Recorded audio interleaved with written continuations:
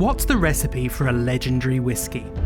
Some say it's all in the ingredients, like floor-malted Scottish barley, clear spring water, aromatic peat smoke, and the very best casks. Others say the magic's in the place. Old wooden washbacks, tall copper stills, and centuries-old stone walls caressed by sea air. But perhaps it's all down to the people. Masters of their craft drawing on knowledge passed down through generations, risk-takers who believed a small island community could create exceptional single malt, and visionaries who had the determination to make that dream a reality. All of these elements can be found in the story of Bowmore Distillery. Nestled at the heart of Islay, a small Hebridean island off Scotland's west coast, Bowmore is loved by whisky fans for its uniquely tropical and elegantly peated flavour. But it's also on its way to becoming one of the world's most desirable and collectible Scotch whiskies. Join me, Christopher Coates, as I meet the experts, makers, visionaries and locals who know Bowmore best to uncover the story of Islay's oldest distillery and how it became a Scotch whisky icon.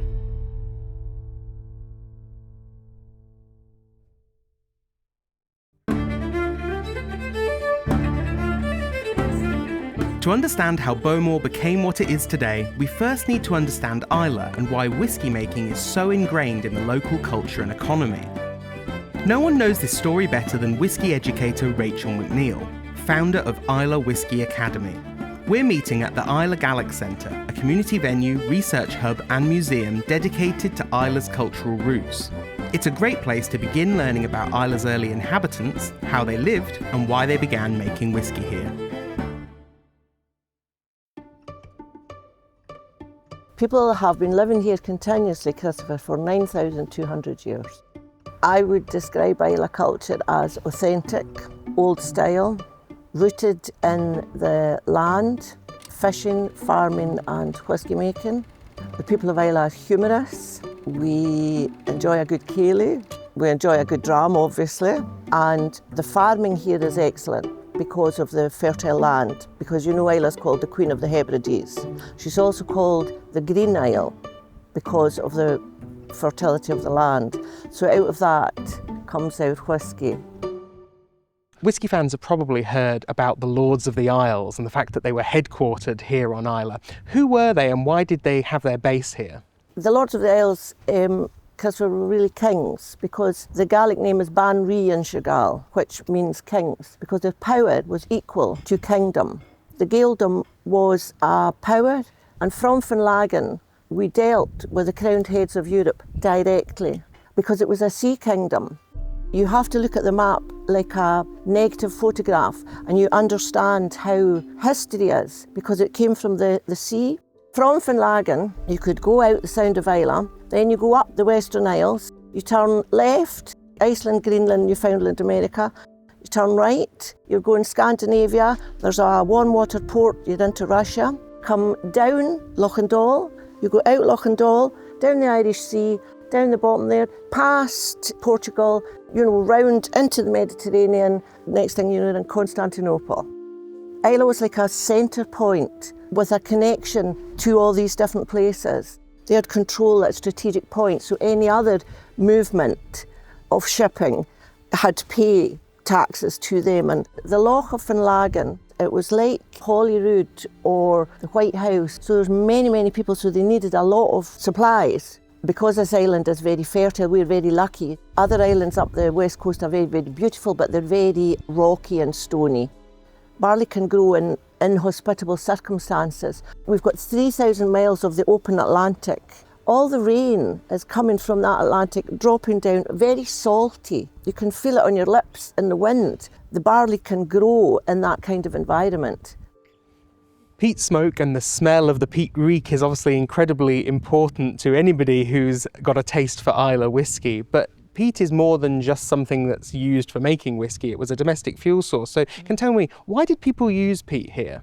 Everything is location specific. We had a lot of peat, we have a lot of peat. That's why people use that. Different layers of peat in the bank have different consistencies. So at the top, it's not so decomposed. It's drier, there's maybe more roots, it's lighter. Further down you go, it's more compressed. So you use the different levels for different requirements. For example, if your husband was out working in the fields and he was coming in for his cup of tea, you would wish to make the fire very fast so you could boil the kettle. So you would take a peat from the top because it would boil your kettle of water quickly. At night though, when you were going to sleep and you wanted to leave your fire in, you would use peats from the bottom because you would bank the fire. You would use the heavy peats that wouldn't burn fast, and then they would just stay there smouldering away, keep the fire going all night for you to keep you warm when you slept. And especially a peat fire because the smell is just delicious. So they had the barley, they had the water, they had the peat banks. So really it only takes putting those things together to make whiskey. Tell me about the origins of whiskey on Islay. So everybody made whiskey, because it's an agricultural thing to do. You stored milk and cheese, you stored berries and jam, you stored barley and whiskey. I think that whiskey really thrived here because it got a footing when other places maybe didn't. After the Lords of the Isles were vanquished, the Campbells came in and were in control of Islay, and Campbells were the king's men. So they were able to collect the taxes. They paid the excise to themselves, so it wasn't in the records from outside. We had no extraneous excise, it was personal excise. Whereas in other places, extraneous people came in and extracted the excise money. So Islay got established because of this practical fact. Ownership of much of Islay later passed from the Campbells of Cawdor to Daniel Campbell of Shawfield, who likely bought the land using money received as compensation for damage done to his mansion during the infamous Glasgow malt riots of 1725. As a Member of Parliament, Shawfield's home was targeted because he'd voted in favour of an unpopular malt tax, and this might explain his decision to relocate his family to Islay. Though unpopular in Glasgow, the Campbells of Shawfield were progressive landlords responsible for modernising Islay's economy and improving its infrastructure. Their most important achievement was the creation of Bowmore Village in the late 1760s, which was designed to be Islay's new residential, economic and religious centre. But what the village's new inhabitants really needed were steady jobs, and the answer was to be found in whiskey. The story of Bowmore Distillery officially begins in 1779, but records suggest its founder, David Simpson, began distilling at the site at least a decade earlier. Simpson was an experienced farmer distiller and merchant and had the blessing of the Campbells of Shawfield, who hoped whiskey production would create demand for local barley, provide employment and bring in much needed revenue to the island. In 1837, the distillery passed to the Mutters, who significantly expanded and renovated the distillery. Notably, the Mutters bottled Bowmore as single malt and sold it at home and abroad, a feat made possible by the company's private steamship and extensive warehousing in the arches at Glasgow's Central Station. After 55 years, the Mutters sold Bowmore to John Bell, Sheriff of Campbelltown, but it was only in his hands for a few years. The distillery was then bought out by a London consortium led by Joseph Robert Holmes. Interestingly, Holmes continued to sell Bowmore as single malt and even offered an unpeated variant called Bow Spey. However, the war years were not a good time for the whiskey business and the distillery was soon up for sale again. By 1925, J.B. Sheriff was back at the helm and ran the business successfully as Sheriff's Bowmore Distillery until production came to a halt in 1940 on account of government restrictions imposed during World War II. William Grigger & Son of Inverness, a broker and bulk supplier of whiskey, bought Bowmore in 1950. However, by 1963, the distillery was put up for sale again and was very nearly sold to Spanish distillers DYC before being snapped up by one of Scotland's most famous whiskey families. It was the Morrison family who literally made the distillery what it is today, relaunching Bowmore as a brand in its own right and building its reputation internationally. But this part of the story is one best told by someone who was there. There are few people with more experience in the Scotch whisky business than Tim Morrison. Working closely with his father, Stanley, and brother, Brian, Tim was integral to the development of Bowmore from its purchase by the Morrisons in 1963.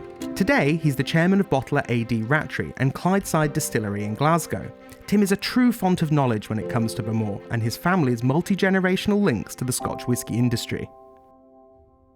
So your family has incredible links to the whisky industry and your father, much like yourself, is one of Scotch whisky's most famous figures. But I understand it was actually your mother's side of the family that was in whisky first. How did that come about?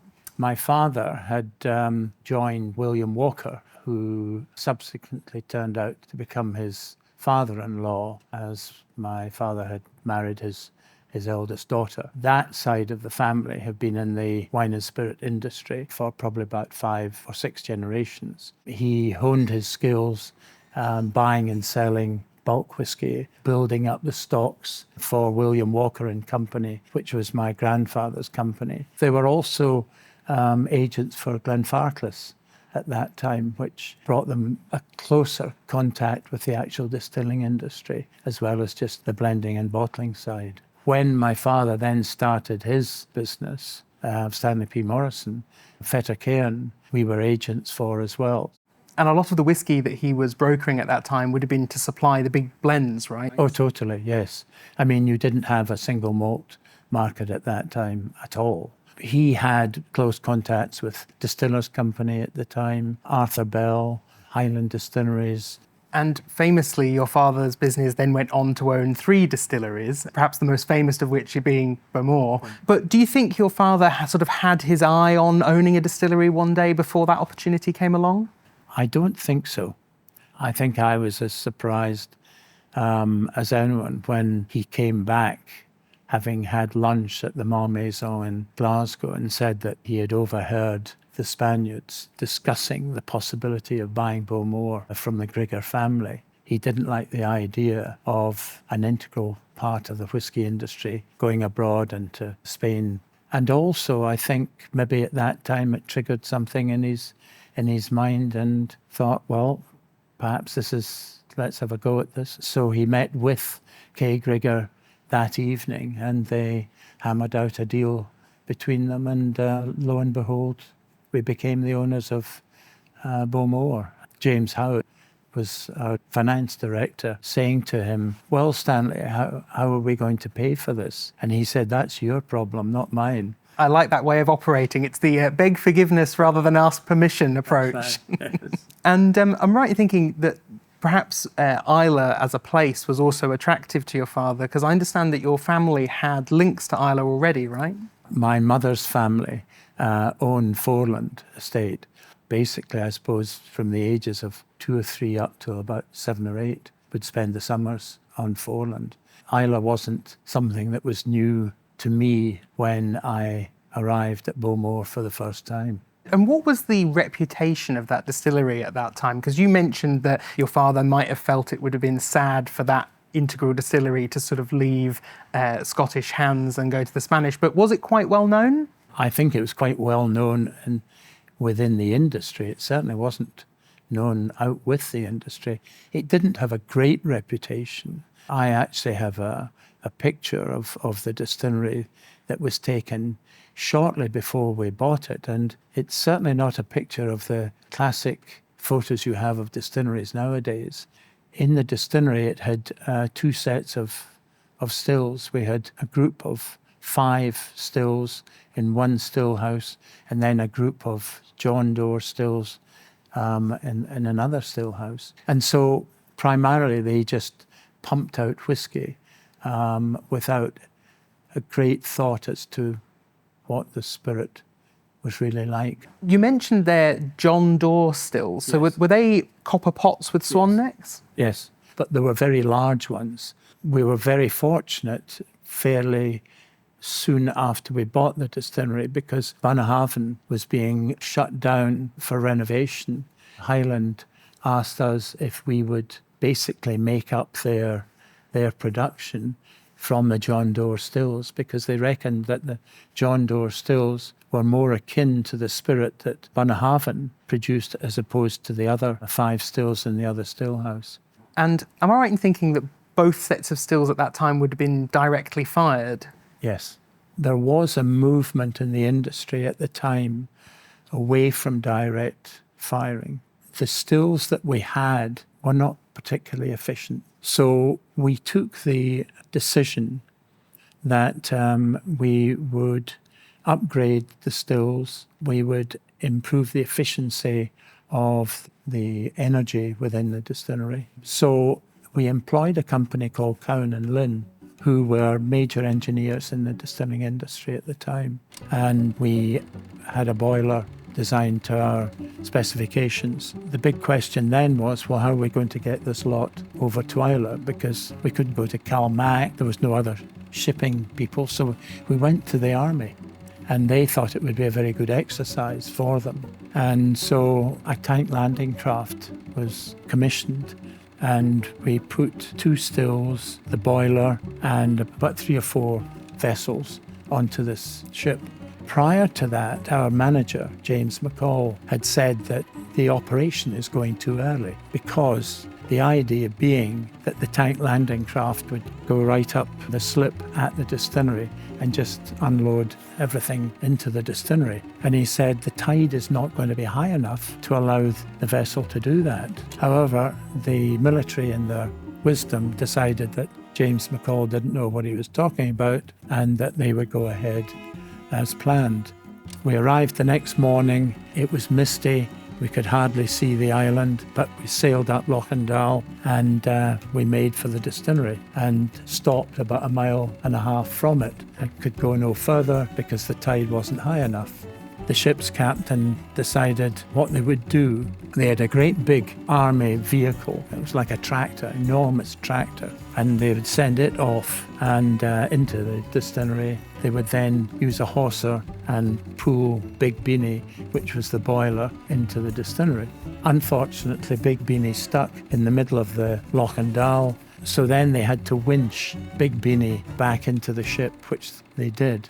It took another 3 or 4 days before we actually then got Big Beanie back into the ship. Fortunately, the tide had risen and we were able to get a lot closer to the distillery. We then had another go at it, got Big Beanie into the distillery, parked it, and then moved out the stills and then the tanks into the distillery. And we were very fortunate that McKelvey's were the contractors, and they had a fantastic foreman who directed the operation. And a lot of our thanks had to go to the way he controlled the whole thing, basically took over from the army and told his own workmen what to do, and then the army did as they were bid.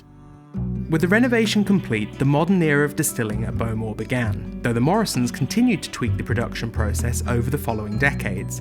This gradual evolution has continued under the stewardship of present owners Suntory, who bought a stake in Morrison Bowmore Distillers in 1989, before taking full ownership in 1994. But that's the history done for now. To really understand how Bowmore became what it is today, it's time to look under the hood and see how its whiskies are made. That's why I'm heading to meet a man who's been part of the Bowmore story almost as long as Suntory. Distillery manager David Turner has worked at Bowmore since the 4th of June 1990, and nobody is better placed to talk us through each step of the process. We're one of the 7 distilleries in Scotland that have still got their own floor maltings. We believe that the tropical fruit notes and the flavours from the malt bands get carried right through to the end product. We've got 3 malt floors in the malt bands, each hold 14 tonnes of barley, so we steep 42 tonnes of barley a week. At 13% moisture, the barley won't germinate, it won't grow, so we have to soak it in water for 27 hours. So after the 27 hours underwater, we've raised the moisture content from 13% to about 42% moisture. We lay it on a natural concrete floors, it germinates in its own natural heat. After about 24 hours and the temperature's got to about 16-17 degrees centigrade, we have to turn the barley by hand every 4 hours, day and night, to control the temperature and the rate of germination. After the starch is well broken down and we're happy that it's well modified, we call it green malt. Because you malt your own barley, that means using peat in your kiln. So can you tell me a bit about how you source your peat and maybe even talk me through the peat cutting process? How does that work? People think of Islay whiskies as really peated whiskies. Traditionally in the north of Islay, Bunnahabhain, Bruichladdich, Cleal are very, very lightly peated. On the south, Lafroy, Glagavulin and Ardbeg are very heavily peated.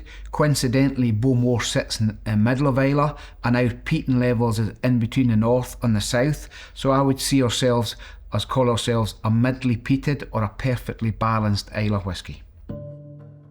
So we own our own peat moss. It's about 6 miles along the road from Bowmore. We cut our own peats there. We use an Irish style of cutting peats. It's like a chain that cuts into the ground, extracts the peat, so we don't leave exposed peat banks, we just leave a small slit in the ground like that.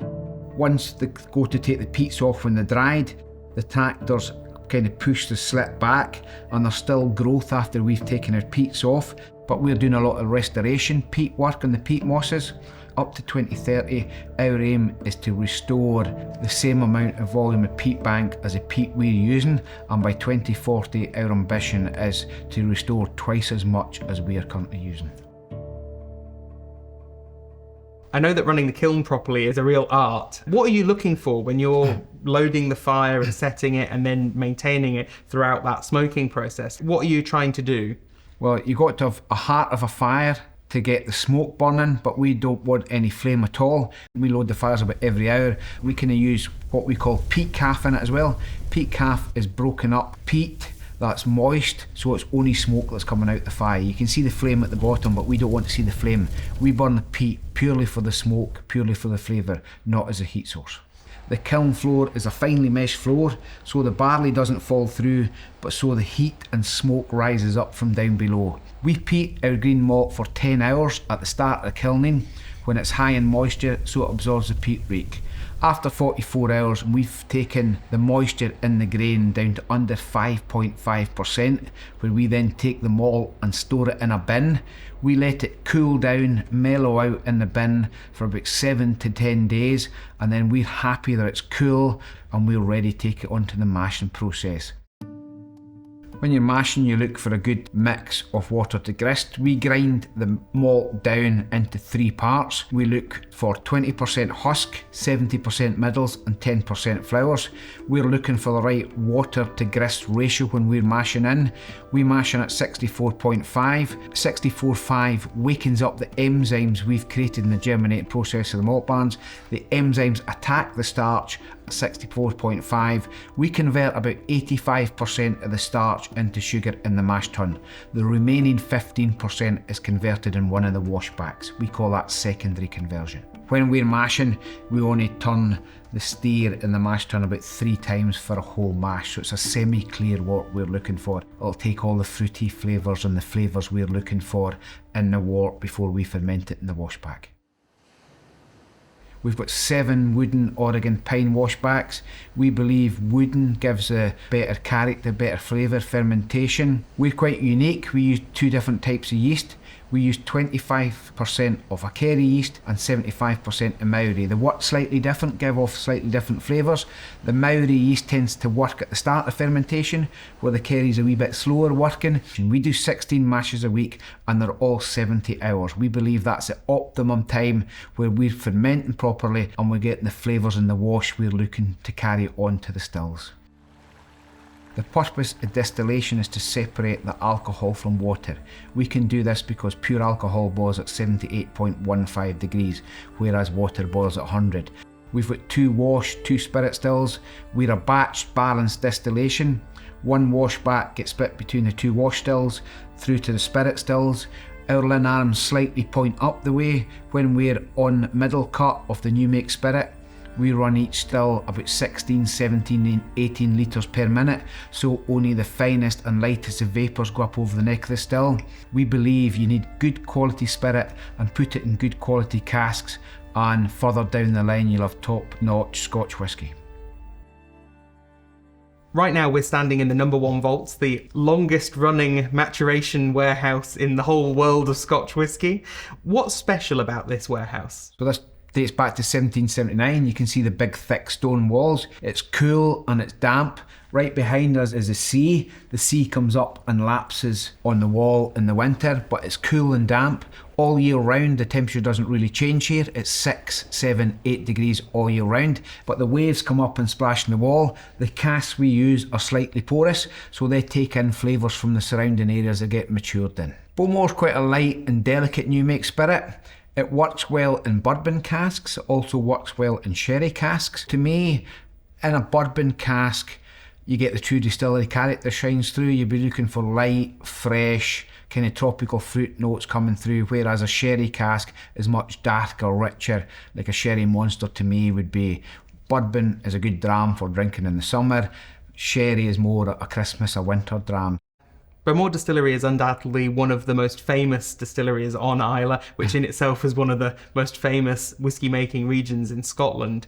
Why do you think Bowmore Distillery has developed such a cult following? I think it's because we've got good old aged stocks. Many years ago, through the peaks and troughs of the whisky industry through the 70s into the 80s, I think some distilleries were closing and some were kind of flat, working 3 days a week. The Morrisons family, which owned us back then, they wanted to keep work in the community, so Bowmore worked 5 days a week. It's good luck or a bit of insight by the guys back then that we've got good stocks dating back to 1967's the oldest cask we've got maturing in Islay. The Morrison family invested in good casks and they were buying good first, second, third fills. We were putting good spirit into these good casks and we've got good stocks of the vintages that were going on as well. But making great whisky is only part of the story. Though we all know Bowmore as a prominent single malt brand today, it was largely unheard of in the 1970s. So how did this tiny distillery become recognised around the world? It's time to speak to Tim Morrison again to learn about the distillery's tentative steps into the world of single malt brand marketing. As you've mentioned already, the single malt category was very embryonic at this stage, and most malt whisky that was produced was being used for blended Scotch whiskies. Was that the case for Bowmore at the time? Totally. Everything was going to the blenders.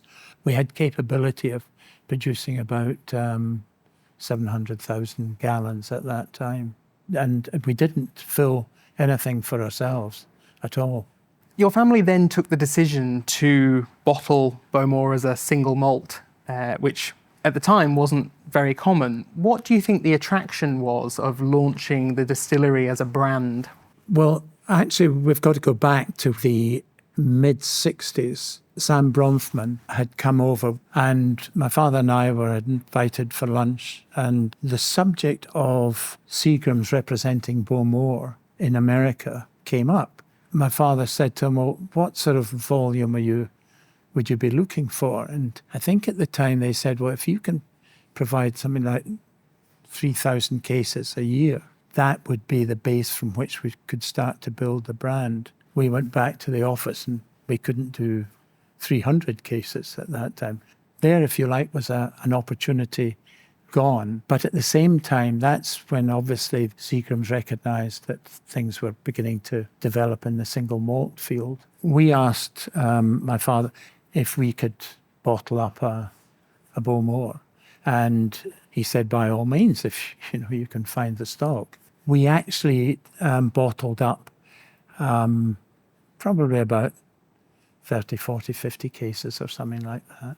We got hold of the Sheriff's Bowmore, as it was then, the letterhead. We started cutting it apart, moving it around with the little logo of the distillery, the various other bits of lettering, and pasted it, photocopied it, and that was the first Bowmore label. It was only after he died in 71 that we then determined that we would invest in that field, and then the real investment started with the ship bottle. But the ship bottle didn't last for long either. Shortly after, the Morrisons began a joint partnership with Remy Martin. Under this agreement, the Morrisons were responsible for the supply of the whisky and packaging, while Remy would look after the marketing and distribution at home and abroad. Remy Martin had a designer, André Fourmé. We met with him on a number of occasions, and he came up with the concept of the brown bottle. Within this package, he had introduced a design of a sea lion, which reflected the geographic position of the distillery by the sea. That became synonymous thereafter with our packaging. And this was very different from the very understated traditional labels that were more common at the time. Absolutely. I mean, if you go from the Bowmore of the ship package to this, it's night and day. I mean, completely, utterly and absolutely different. Having made this investment in the new bottle and the new label, I believe it didn't quite make the impact commercially that you'd been hoping for, but you didn't let that keep you down, and you continued to see a future for Bowmore as a single malt in the market. Yes, because I think we're very fortunate at the time that the single malt market was taking off, and we were moving with it. I think at the same time, there was a policy switch in the company itself to move away from bulk blend into our own bottled products. And that's where we saw the future for the company. The following decade saw several more releases that continued to build Bowmore's reputation. This began with the bicentenary release in 1979, which drew on stocks distilled in 1964, a year that would become immensely important for Bowmore collectors, though some releases draw on even older stocks, such as the 1957 Wave decanter. However, it was 1993 that marked arguably the most important turning point in the distillery's history, the release of Black Bowmore. Now one of the most sought-after bottles of Scotch whisky in existence, Black Bowmore and its subsequent additions helped define the luxury whisky category as we know it today. To learn more about these iconic releases, I'm heading to meet Bowmore hotel owner and village local Peter McClellan. Peter is the font of knowledge behind his hotel's whisky bar, Lucci's, and knows a thing or two about rare bottlings like Black Bowmore. It was a very unique release, which we hadn't seen before from Bowmore, but also it came at a time where whisky was just starting to take off. It wasn't at the pinnacle yet, it wasn't even halfway there. I remember my dad saying when it first came out, people going, what, £100 for a bottle of whisky? Away. And you look at the prices now, what they are is night and day. That's the one that everyone talks about. That's the one that everybody asks you about. Do you have it? And I'm like, do you realise if I had that, I'd be charging £3,500 for a dram. Fortunate I've been able to try it, and it's probably one of the best Bowmores I've ever tried. It's got that. It's the dark Oloroso sherries. And as I said, that's when whisky really started. Slowly, but surely it escalated. Black Bowmore is undoubtedly the most famous of the collectible whiskies from the distillery today, but there are some other really iconic historic bottlings. Mm-hmm. Can you tell me about a few of your favourites? Well, this bottle right here from Bowmore, which is a very historical bottle, this one here, also from the same era as Black Bowmore, 1964 we're looking at. And this one was bottled in 1979, and it's called the bicentenary bottle. The reason it's so unique is you can see it's a funny looking wee bottle. All the bottles were handcrafted, so they're all different. None of them look the same. The spirit in this and also the whiskey in this is unreal. This one's bourbon to sherry, finished in sherry, but it's extremely unique.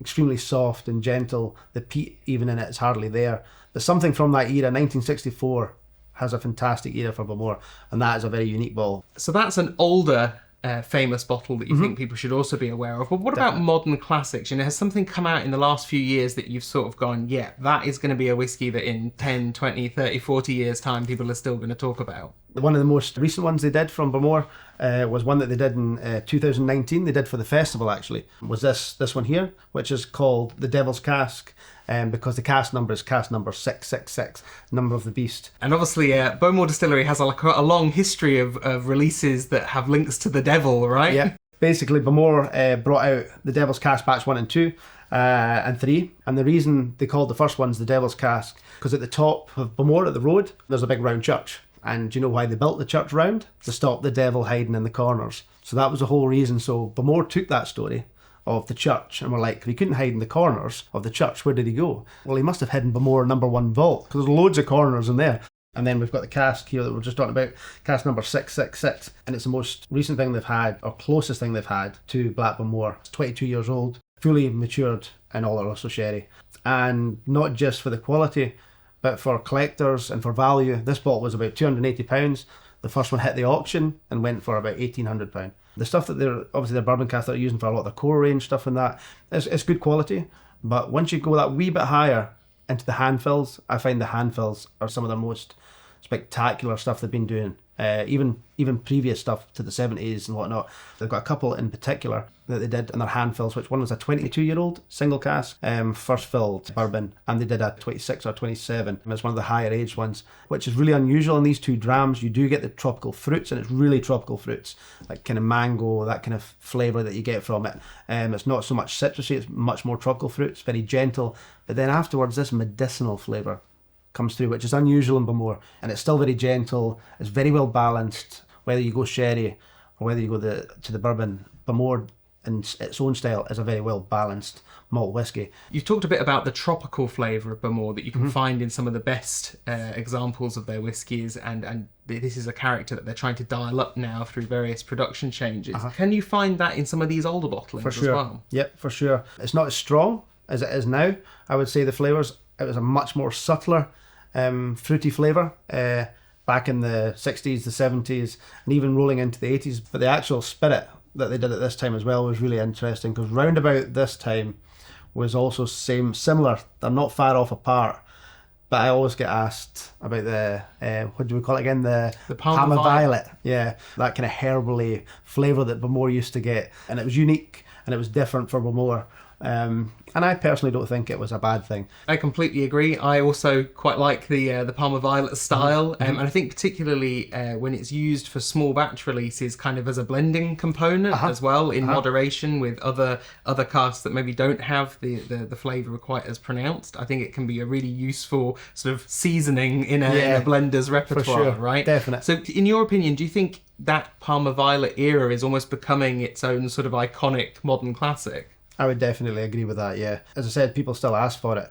And if it was that bad, it would be forgotten about by now. But they've gone back to the classical style that they were looking for. I've heard they want to push it a wee bit further to get more of that tropical fruit notes out of Bowmore. So, yeah, no, it's really interesting. Now, we've talked about it, there are fans of Bowmore everywhere. It's one of the most famous, sort of most sought after single malt whiskies around. Oh, definitely. Definitely one of the most famous Islay whiskies as well. How has the distillery's success impacted the village of Bowmore? Not even just the village. I mean, Bowmore in general, for the whole of the island, it brings so many people here. So if it wasn't for Bowmore and some of these other distilleries, as I said, we wouldn't have anyone here, because if it wasn't for people coming to have this stuff, they wouldn't be going elsewhere. All distilleries shut about 5 o'clock, so after distilleries are shut, these people need somewhere to go, to relax, to have some food, to have some drink, somewhere to stay. So it really benefits the whole village and the whole island. To be honest, we've got a lot to thank to these guys for what they do, because if they weren't doing what they were doing and they weren't as famous as they are now, people wouldn't be travelling. I mean, as I said earlier on, people travel from all around the world to come here to try this beautiful spirits, and it helps everywhere else in the island. Bowmore's journey to becoming one of the world's most desirable and collectible single malts has been a long one, but the recent sale of its stack 55 years old for an incredible £562,000 is all the proof we need that the distillery has truly captured the hearts and minds of whisky lovers. But the story doesn't end here. Under the stewardship of Suntory, the distillery has recently unveiled a new look and 2 new sets of expressions, the Sherry Oak Cask Collection and the Bowmore Appellations range. These new whiskies will be sure to keep enthusiasts coming back again and again to Islay's oldest distillery.